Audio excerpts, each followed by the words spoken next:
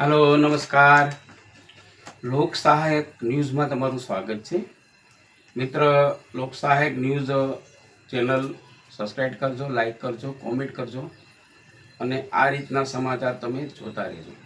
મિત્ર, આજે આપણે એક સરસ વિડીયો બનાવવાના છે। એના માટે આપણે ભૂદેવને પણ બોલાવ્યા છે। ભૂદેવ 45 વર્ષનો અનુભવ છે ભૂદેવનો। પિતૃ રડે છે, પહેલો મુદ્દો છે મિત્ર, પિતૃ રડે છે। બીજો મુદ્દો છે મિત્ર, પિતૃ ક્રોધમાં કેમ આવે છે। અને ત્રીજો મુદ્દો છે મિત્ર, પિતૃ મૂંઝાય કેમ છે। આ ત્રણેય મુદ્દા આપણે ભૂદેવને પૂછવાના, એના કારણો પૂછવાના છે। અત્યારે પિતૃ તો બધાને પિતૃ હોય જ છે, દરેકને પિતૃ હોય છે। અને મિત્ર, એક કહેવત છે, ગમે એટલી પૂજા પાઠ તમે કરો, શિવની પૂજા કરો કે શક્તિની પૂજા કરો, પણ પિતૃ ખુશ તો દેવ ખુશ, અને પિતૃ ખુશ તો તમે ખુશ। તો પિતૃ વિશે આપણે અત્યારે વાત કરશે મહેશ શુકલ દાદા। તો એ શુકલ દાદા વાત કરશે પિતૃ વિશે।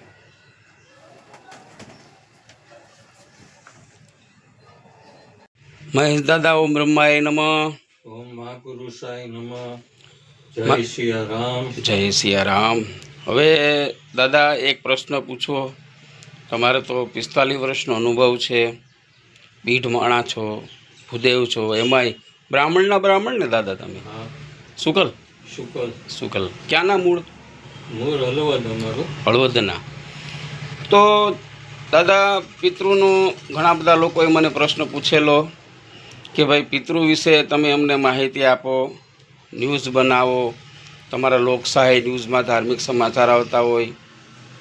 તો એક પ્રશ્ન, આપણા મુદ્દલ 3 પ્રશ્ન છે, પણ આપણે લેશું એક એક પ્રશ્ન। પહેલો પ્રશ્ન છે, પિતૃ કેમ રડે છે। બીજો પ્રશ્ન છે, પિતૃ ક્રોધમાં કેમ છે। અને ત્રીજો પ્રશ્ન છે, પિતૃ મૂંઝાય કેમ છે। તો દાદા, આપણે શરૂઆત પહેલા પ્રશ્નથી કરશું કે દાદા, પિતૃ ક્રોધમાં કેમ છે એ છેલ્લો પ્રશ્ન છે। આપણો પહેલો પ્રશ્ન લેશું, પિતૃ કેમ રડે છે, એનું કારણ શું દાદા? ઘણી જગ્યાએ પિતૃ આવતા હોય, તમે તો ભૂદેવ છે, ઘણા બધા યજ્ઞ કર્યા હોય, ઘણી બધા ચંડીપાઠ તમે કર્યા હોય, તમને ખ્યાલ હોય કે પિતૃ રડે કેમ છે, રડવાનું કારણ શું દાદા? પિતૃઓ કોઈને નડતા નથી, પહેલો પ્રશ્ન તો આ છે। પિતૃઓ રડે છે, તમે જે પ્રશ્ન પૂછ્યો એ બાબત વિશે કહું છું। તો પિતૃઓ રડે છે એના ઘણા પ્રકારના કારણો હોય છે। જ્યારે પિતૃઓની અપેક્ષાઓ પરિપૂર્ણ ન થતી હોય, અત્યારના સંતાનો છે એનું કંઈ માનતા ન હોય, તો ખરેખર પિતૃઓ કેવી રીતે આવતા હોય એનું ખાલી વાઇબ્રેશન હોય છે। ઘણી વખત ધૂણતા આવીને એમ કે તે 99% એ ખોટા હોય, 1% જ હું એને સાચો માનું। તો એની નિશાનીઓ જે આપતા હોય પિતૃઓ, તો ઘણી વખત રડતા એની જે અપેક્ષાઓ જે પરિપૂર્ણ ન થઈ હોય, ઘણી વખત નાની ઉંમરની અંદર એની માતા ગુજરી ગઈ હોય કે પિતા ગુજરી ગયા હોય, એના સંતાન પ્રત્યેની જે એની આકાંક્ષાઓ હોય એ પરિપૂર્ણ કરવા માટે એ સદા આશીર્વાદ આપતા હોય છે। તો એ આશીર્વાદ આપવા માટે પણ રડતા એ લોકો કહે છે કે જ્યારે એનું પાલન પોષણ જ્યારે જીવતા હોય એવી રીતે કરતા હોય, એવી રીતે એ પિતૃ એના એ લોકમાંથી પણ એનું ભરણ પોષણ અને જે કંઈ વસ્તુ હોય બધું એનું કરતા હોય છે, ધ્યાન રાખતા હોય છે। તો ઘણી વખત આપણે જોવામાં આવે છે કે રડતા એમ કહે છે કે તું આ ઠેકાણે ગયેલો તો તારો એક્સિડન્ટ થતો હતો, તો તને એક્સિડન્ટ થવા નથી દીધો, તારો એક્સિડન્ટ થતા તને ઊભો કરી હાથ પકડવા માટે કોણ આવ્યો? તો એવા તો ઘણા દાખલાઓ આવેલા છે। ત્યારે રડતા એની જે અપેક્ષાઓ હોય પિતૃઓ, એ પરિપૂર્ણ કરવા માટે એના સંતાનોને કહેતા હોય છે। ઘણી વખત એ ના માનતા હોય તો પણ એ કહેતા હોય છે કે તમે આટલું કરો, મારી પાછળ તમે કરશો કે ન કરશો, પણ સદા આશીર્વાદ મારી ઉપર રહેલા છે। બીજો પ્રશ્ન દાદા, પિતૃઓ ક્રોધમાં કેમ આવે છે? ઘણી જગ્યાએ આપ જોતા હોય છો, યજ્ઞ થતા હોય છે, 5-7 બ્રાહ્મણો હોય છે, યજ્ઞ પૂરો થતો હોય છે, ત્યારે એના પિતૃ આવતા હોય છે અને ક્રોધમાં આવે છે, અતિ ક્રોધમાં આવે છે. એવા પણ મેં બહુ યજ્ઞો જોયેલા છે, એવા પણ મેં બહુ જોયેલું. તમારું શું કહેવું? 100% ક્રોધની અંદર પિતૃ આવતા હોય છે. પેલું તો જે કોઈ પણ ગુજરી ગયું હોય, જે કંઈ પિતૃઓ કયા પ્રકારના ગુજરી ગયા હોય, એનું વહેલા તો એ લોકો એનું એક્શન દ્વારા એ લોકો કહે છે કે મારું મૃત્યુ કેવી રીતે થયું. તો આવી રીતે ઘણી વખત ક્રોધમાં આવવાનું કારણ એ હોય છે, એને સંકેત આપ્યો હોય પિતૃએ કે દીકરા દીકરી તું જ્યાં ઠેકાણે જાય છે એ ઠેકાણે તું મને યાદ કરીને અથવા કુળદેવીને યાદ કરીને કે ઈષ્ટ દેવતાને યાદ કરીને તું જાઈશ તો તને તારો કોઈ પણ પ્રકારના માથાનો વાર વાંકો નહીં થવા દો. પણ છતાં એને જે કરવાનું હોય એ કરવા માટે એ જાય છે, પણ એને પિતૃઓને જે યાદ નથી કર્યા, એના ઈષ્ટદેવને કુળદેવીને યાદ નથી કર્યા, એનો દીવો અગરબત્તી નથી કર્યો. દીવો અગરબત્તી ન કરે તો પણ કાંઈ નહીં, પણ ખાલી નામ મંત્ર દ્વારા પણ એનું સ્મરણ કરી અને જ્યારે આગળ વધે તો એનું કાર્ય પરિપૂર્ણ થતું હોય.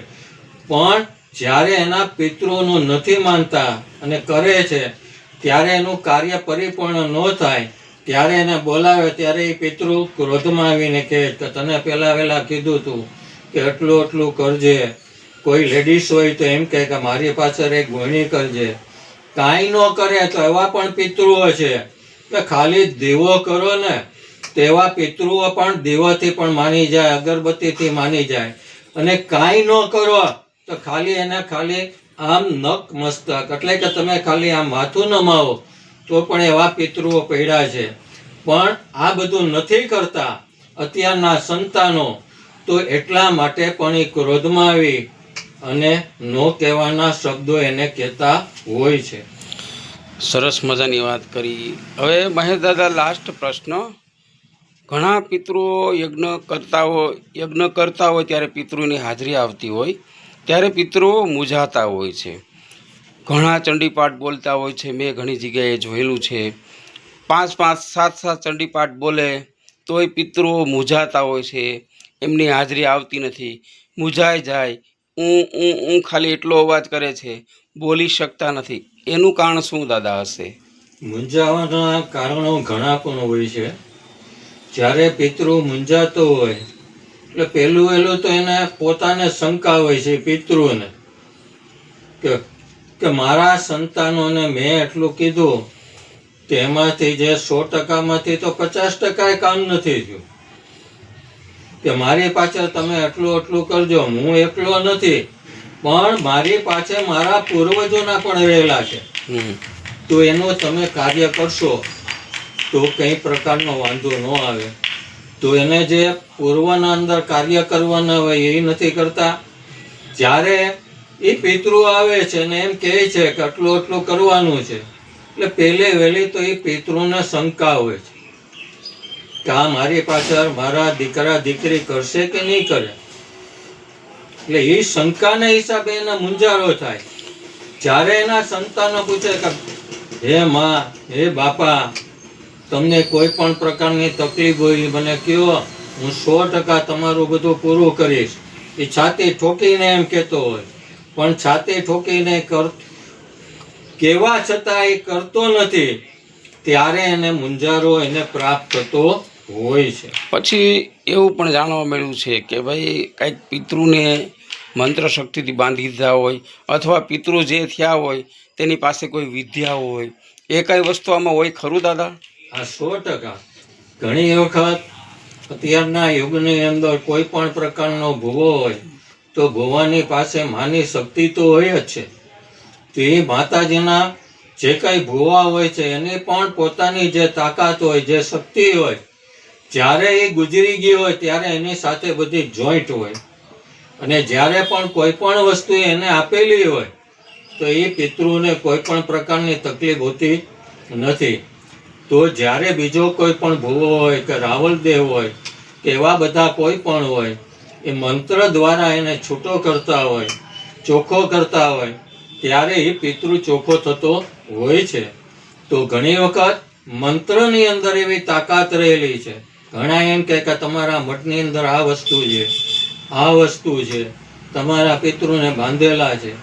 પણ પિતૃની સાથે, પોતાના પિતૃની સાથે જે પોતાની જે તાકાત હોય, મા શક્તિ રહેલી હોય, તો કોઈ પણ એવો વ્યક્તિ હોય તો એ પિતૃને ઘણી વખત બાંધી શકતો નથી. પણ બાંધવાનો જ્યારે પ્રયત્ન કરે તો એવો જો પિતૃ બાહુબલી જેવો હોય તો ઓલાને સામે વાળી વ્યક્તિને પણ પરચા બતાવતા હોય છે. તો મિત્ર, સરસ મજાની ભૂદેવે વાત કરી, દાદાએ સરસ વાત કરી. તો મિત્ર, ખરેખર ખૂબ ખૂબ આભાર દાદા. જય શ્રી કૃષ્ણ, જય ભોળાનાથ. જય ભોળાનાથ. ભોલેનાથ. સનાતન ધર્મની જય. સર્વને મારા આશીર્વાદ. જે કોઈ પણ ચેનલ જોવે છે એને શુભેચ્છા છે. એની ઉત્તરોત્તર પણ પ્રગતિ થાય. જીવનની અંદર રહેલા એના જે કોઈ સંકટો હોય એ એના પિતૃઓ, એના કુળદેવીઓ અને એના ઈષ્ટ દેવતા એના સહાય થાય. બધા મારા સબસ્ક્રાઈબરને દાદા આશીર્વાદ આપો. બધા સબસ્ક્રાઈબરને આશીર્વાદ આપણે આપેલા જ છે એને, કે સર્વ જનાનું કલ્યાણ થાય, એની સર્વ પ્રકારની મનોકામના પરિપૂર્ણ થાય. તો મિત્ર, સરસ મજાની શુકલ દાદાએ માહિતી આપી. ત્રણેય વસ્તુ આપણે જે પૂછેલું, પિતૃ રડે છે કેમ, પિતૃ ક્રોધમાં કેમ આવે છે, પિતૃ મૂંઝાય છે કેમ. તો મિત્ર, એ વિશે આપણે માહિતી મળી. મિત્ર, હવે આના પછીનું આપણે એક વિડીયો બનાવવાના છે. એ પિતૃ કાર્ય કરવું છે. ઘણા બધા ગરીબ માણસો છે એની પાસે પૈસા નથી. તો મિત્ર, 200-500માં પિતૃ કાર્ય થઈ જાય એવું મહેશ દાદા આના પછીનો વિડીયો પણ બનાવવાના છે. અને કંઈ પણ મિત્ર પિતૃ વિશેની જાણકારી જોતી હોય તો આમાં તમે કોમેન્ટ કરજો. મિત્ર, તમને મહેશ દાદા આમાં કોમેન્ટનો જવાબ પણ આપશે. મહેશ દાદા છે એ આપણા ભૂદેવ છે. આપણા ન્યૂઝમાં એમના સમાચાર અવારનવાર આવતા હોય. મિત્ર, એક ખાસ યાદ રાખવાનું, જીવનમાં બીજું કાંઈ માનવાની જરૂર નથી, કાંઈ કરવાની જરૂર નથી. થાય તો કરવું, બાકી કાંઈ જરૂર નથી. એક માતા પિતા, કુળદેવી અને તમારા પિતૃ, મિત્ર, આ ત્રણને પકડી લે. બાકી ક્યાંય ધામ જવાની જરૂર નથી, ક્યાંય જાત્રા કરવાની જરૂર નથી, કોઈ જરૂર નથી મિત્ર. બસ આ ત્રણને પકડી લો. તો મિત્ર, તમને ખરેખર આ વિડીયો સારો લાગ્યો હોય, આ માહિતી સારી લાગી હોય તો મિત્ર, મારી ચેનલ સબસ્ક્રાઈબ કરો, લાઈક કરો, કોમેન્ટ કરો, શેર કરો. લોકસહાયક ન્યૂઝ આવા ધાર્મિક સમાચાર આવતા રહે. જય ભોળાનાથ.